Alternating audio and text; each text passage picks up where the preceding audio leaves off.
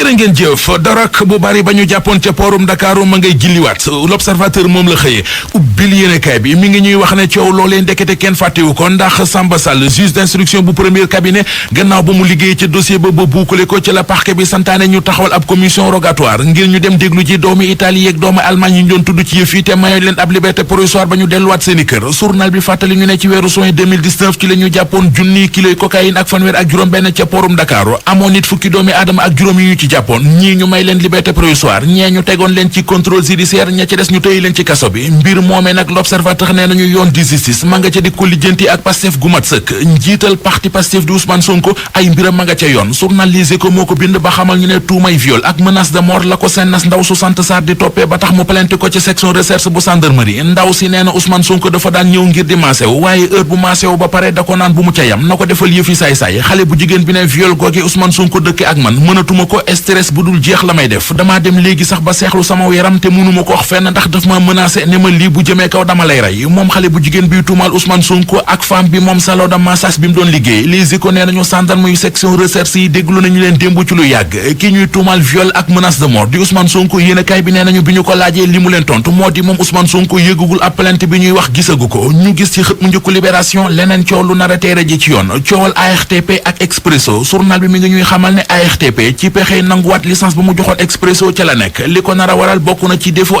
investissement retard yu mu am ci 4G bi ba ci ay arriéré luy toll ci juróom-ñaari milliards ndax Expresso du fi jaare faatu ci réew mi laaj la buy sampe ci xët mu njëkku yéenekaay bi Cheikh Oumar Anne ministre enseignement supérieur lii quotidien nee nañu weddina li Mary Teuw Niane waxoon ci cité du savoir ga mu doon wax ca Diamniadio keroog la woon ca télévision Futurs Médias ba mu doon faram-fàcce ak Papa Ngagne Ndiaye La Tribune nañu yamu ca ne moom Cheikh Oumar Anne bazookaam la gàddu bombardé ba xolam sedd ñi fare ci société civile gi ci réew mi te ñu dégg leen bu yàggul ñu doon dingat vaccin anti-Covid yi Cheikh Oumar Anne nee na ñooñee di wër di wax bu fekkee dafa am lu ñu bëgg a leeral ba lu ñu bëgg mu leer ci bopp nit ñi nañu leeral koppar yi ñu jot ne financement saa su nekk fan lay jóge ak it koppar yooyee ci ñaata la ñu toll source waa nañu keroog ci émission faram-fàcce Ceerno da Njuum di Cheikh Oumar Anne we xatt la defoon ne ginnaaw bi mu leeralee orientation bachelier yi wax na ci restaurant université Gaston Berger ba ñu tëjoon ndax étudiants ya fa doon lekke te duñu fay wax na lu soxal cité du savoir gi Mary Teuw Niane doon wax ca Diamniadio nee na moom Cheikh Oumar Anne dem na ca Diamniadio waaye gisu fa dara luy niroo comme taax ba tabax jëm ci cité du savoir du ab mur du bâtiment du sax ay xeer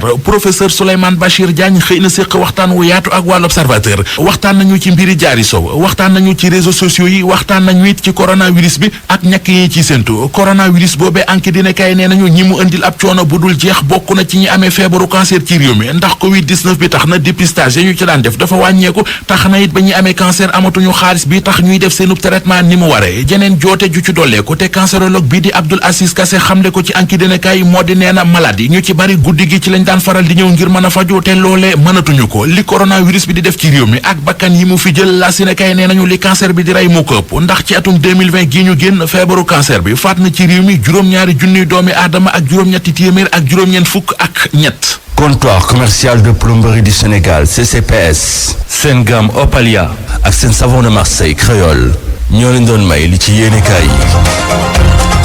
mbokk yi jaa ngeen jëf xibaar yi buur na gën na ca fës tëj l'école yi ab diir moo gën soppi waxtu yi wala di ko wàññi ci njàng mi Dame jiite CUSEMS authentique nag moom moo ko daal di xamle gannaaw dogal bi nga xam ne kilifa yi ñu dénk l'école bi ñoom ñoo ko jël ñeel l'école primaire élèves yi nag njàng mi dañ koy amal ba tisbaar loole nag dara du ko njëriñ buñ sukkandikoo ci Dame Mbodj bu di nag nguur gi dafa jël daal dafa gis ne mbas mi mu ngi woy di amal ay jéye ci mim réew pays ca Kidira ca région bu Tambacounda xel dalu fa campagne de vaccination bi nag war a tàmbale fukk fan ak juróom ci weer wi ñu ne ñu ngi koy waajal médecin chef bu poste de santé bi nag foofa ci Tambacounda di fa dalal xel yi ndax vaccin bi la wax ne daal laalewul dara ak mbas mi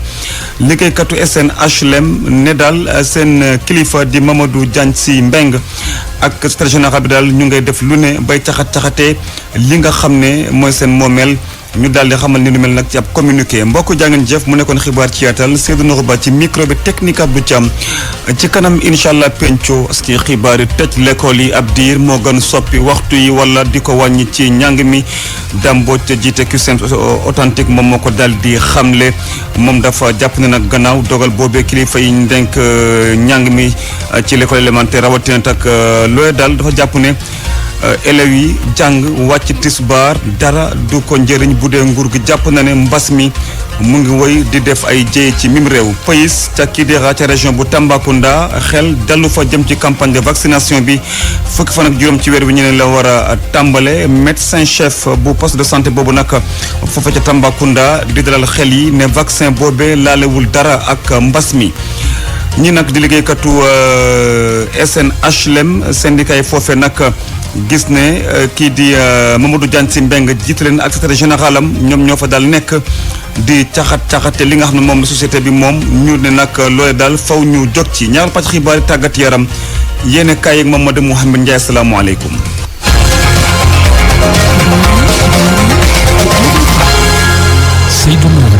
dañu wutali fii ci corniche bi fekke fa Barthélémy Ngom maa ngi lay nuyu.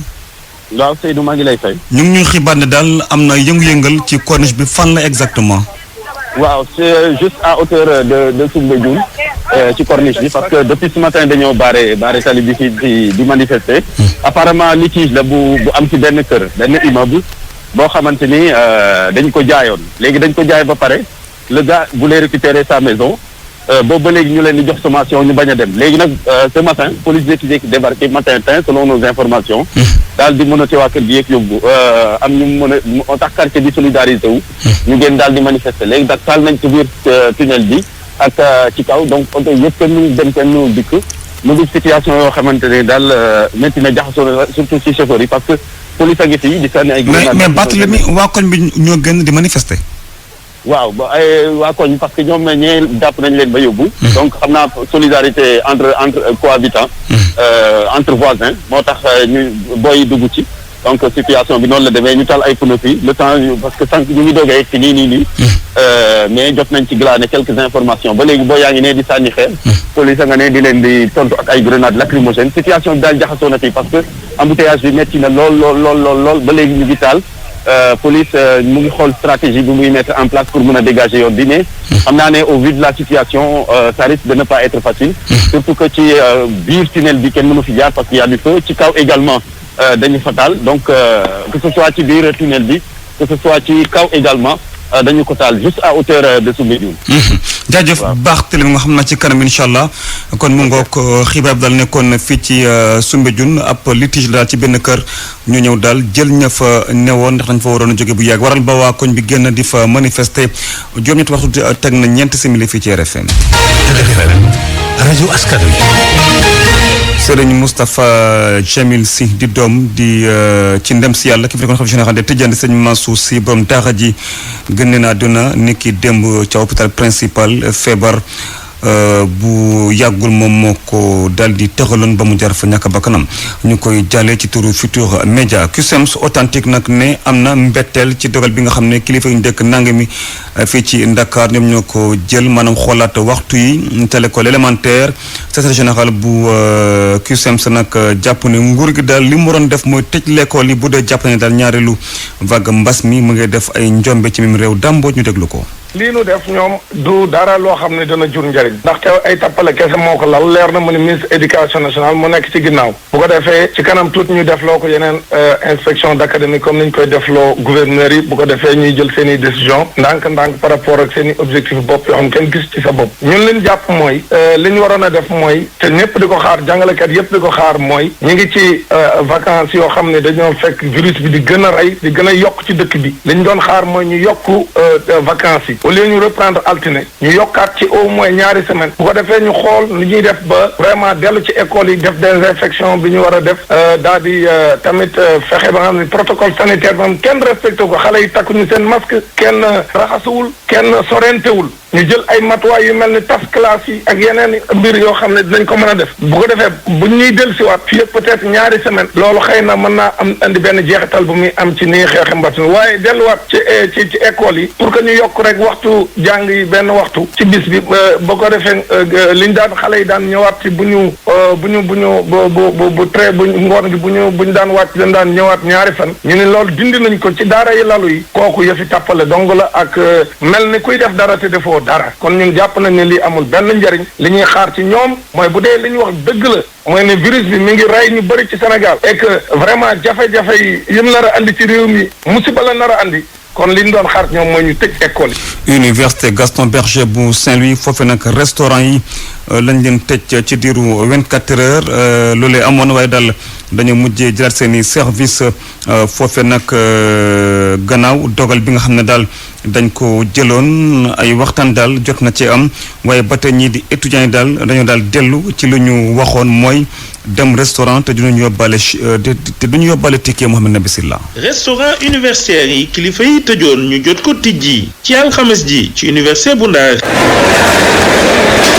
jamono jiñ ko tëjee mu doonoot lu metti lool ci étudiants yi. métti woon na parce que fii étudiants yi ci bëri surtout ñi nga xam ñu ngi licence 3 da nga est-ce que du sox ñoom GST du arrangement ci ñoom li ñu moom la ñuy perdre boo xoolee 1/10 bi sax buñ ko ci defoon mën na génn. waaye fàttali nañu li ñu géntaloon di dugg ci restaurant yi di lekk duñu fay dafa nekk jumtukaay boo xam ni dañ ciy fàttali kilifa jafe-jafe ak jàmbat yi ñu am ci bërëb bile ngir saafara mën ci toftalu. commerçant bi GST bi ni gars yi ak kii nañ ci mais nekkul moo leen gënal mais boo xoolee loolu moo nekk seul moyen de lutte. restaurant université yu ñu tëjji ci alxamis bi plat yi ñu ci séddalee ñu ni dafa am nit ku bëggul ñu tudd turam moo ko fay laata ci àjjuma ji étudiants yi di commencé waat jënd ticket ngir mën a continuer di nekk ci bërëb bile. RFM ci Ndar Géej Mohamed Nabi Silla. Mohamed Nabi Silla ñeent waxtu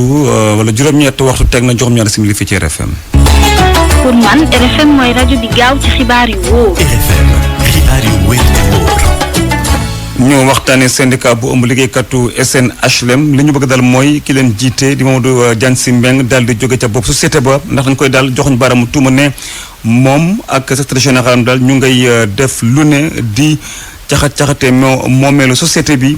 syndicaliste nag jot a xam ne ni nu mel ci ab communiqué Aminata Dieng. syndicat bi ngànk liggéeykatu SNHLM yi wane nañ seen tiitange ginnaaw ba ñu gisee ni seen directeur général dafa fas yéene jël seen siège bi def ko complexe immobilier. ci benn communiqué bi ñu fësal liggéeykat yi ñu ngi jiiñ ni Mamadou Sy Mbengue dafa bëgg a suuxal société publique bii Ramatoulaye Gueye di kenn ci waa syndicat wu SNHLM bi. Diagne Sy Mbengue depuis plus d'un an. Diagne Sy Mbengue di deful dara ci société bi te duñu nangu nag mu daal di laal bërëb bi nga xamante ni ci la ñuy liggéeyee moom bu bëggee tabax na dem fële ca Maris immeuble yi mu fa daal di toj mu tabax leen. les immeubles qu'il a détruits sur Anne Maris d'abord. délégué liggéeykatu section CNTS bu SNHLM ñoom nee nañ d'accorduñu ak projet boobu nga xam ne marché d'étude bi dañ koo jox benn cabinet bu tudd Architropique 2000 njàng bi ñu nar a def pour amal projet boobu di leen dikkee lu tolloog juróom fukki millions ak juróom-ñeent ci suñuy koppar liggéeykatu syndicat bi di wax ni dañoo bëgg directeur société bi ak secrétaire général am ñu génn ci entreprise bi ndax jamono ji ñu ngi koy saax-saaxee. en tout cas nous. lu ñu mën a wax ci moom daal mooy liggéeyu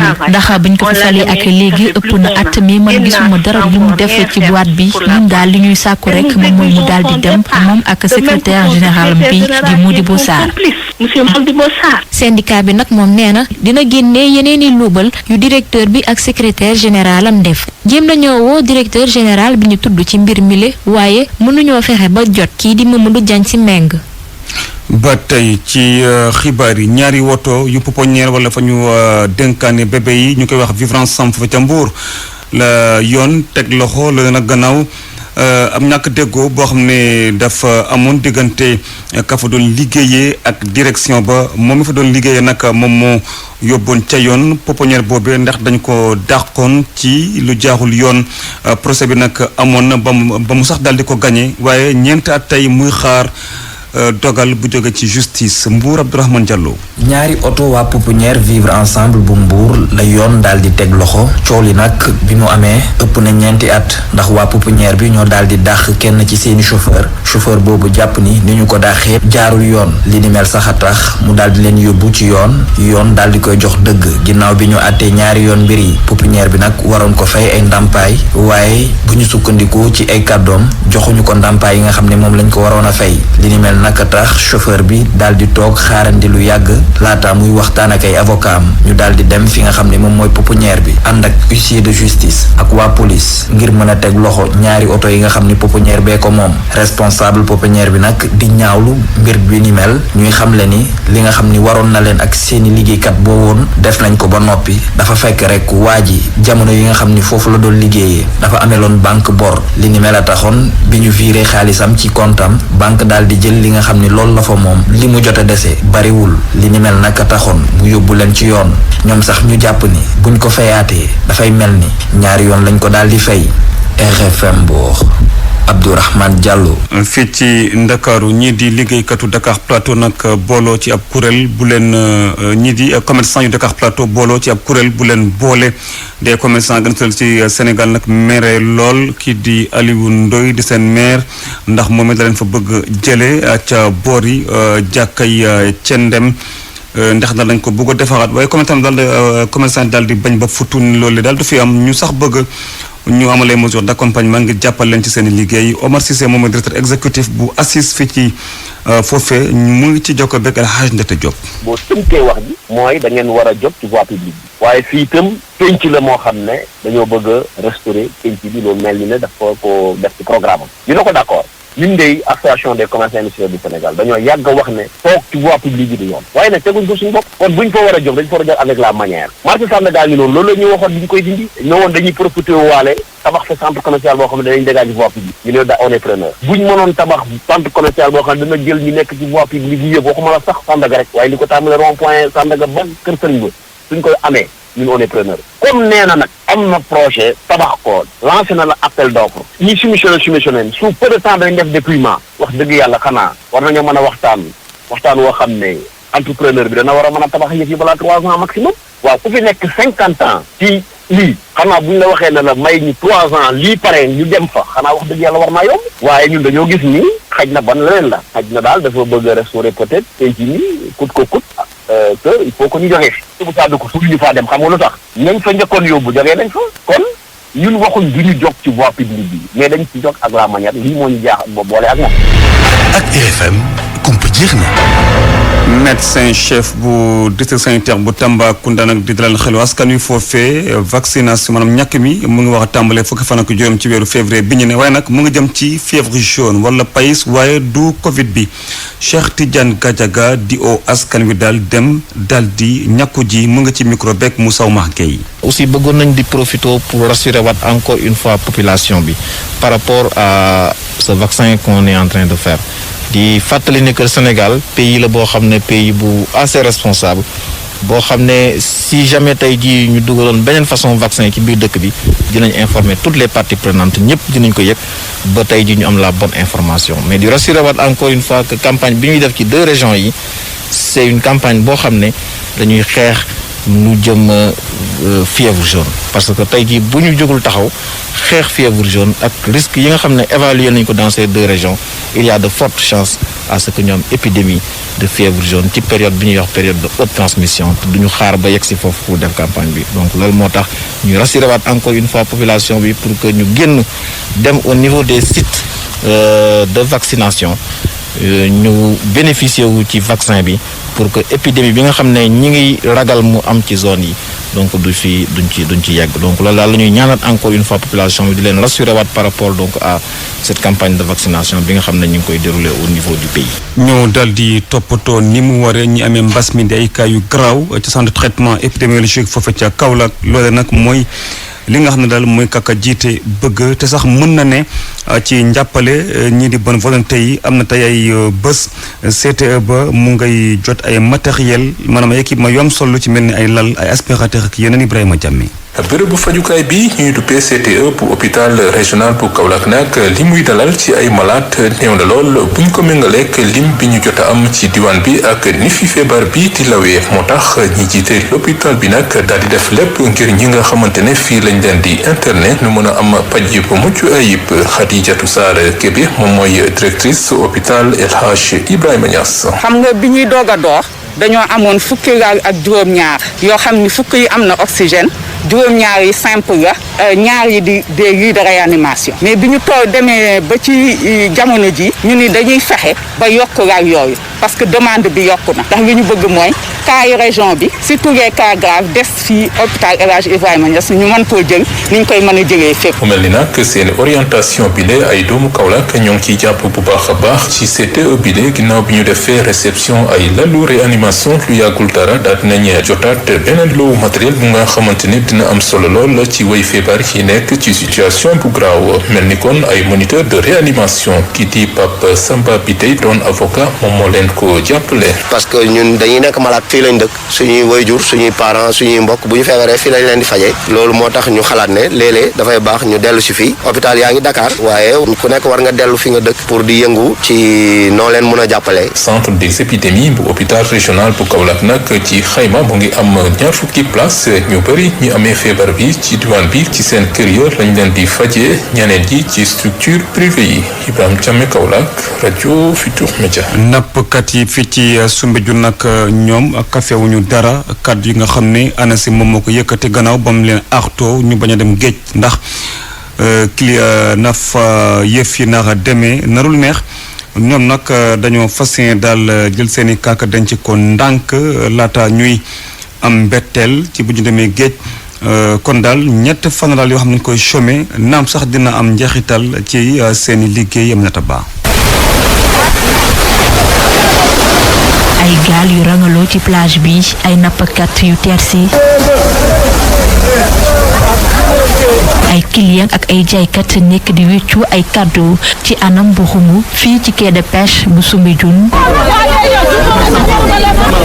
ANACIM daal di xamle ni ab ul bu jéggi dayo dina daal di am ci diggante aljuma ba dimanche ci grande côte bi nappkat yi nag di bàyyi xel bu baax ci alerte bi. météo dañuy toog ak ñoom toujours xam nga fan yëpp dafa yëngatu woon waaye léegi dañ ne tey dina daal mais suba dina continuer vendredi ak samedi ba dimanche loolu la ñu wax du ñu dem yëngatu ñu yëngatu moo tax parce que boo demee tamit jën yi du ñu nangoo lekk ndax jën yi du ñu mën a toog benn place. nappkat bi waroon dem géej ci def fa ay fan waaye da ko sax mujjee bàyyi ndax li ñu dégg.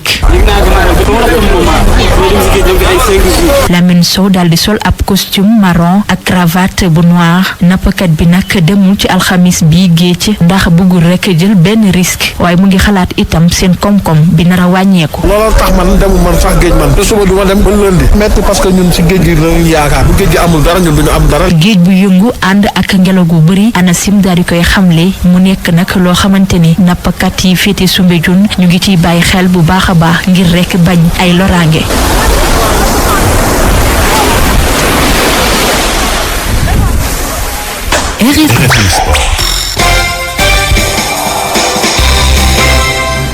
Cheikh Tidiane Diagne maa ngi lay nuyu. maa ngi lay fay Seydou Nourou Ba. bismillah ci tàggat yaram. ñu daal di ko door rek wàllu football ak lii di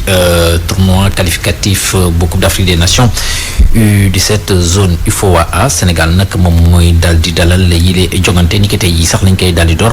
ci stade Lat Dior bu Thiès match bu njëkk bi nag di match d'ouverture diggante Sénégal mi ko organisé lay daal di doon ak ñi di waa Gambie ba ca des nag diggante Sierra Leone ak Guinée-Bissau ci bu 17h jotee ba tey foofu la ci stade Lat Dior bu Thiès.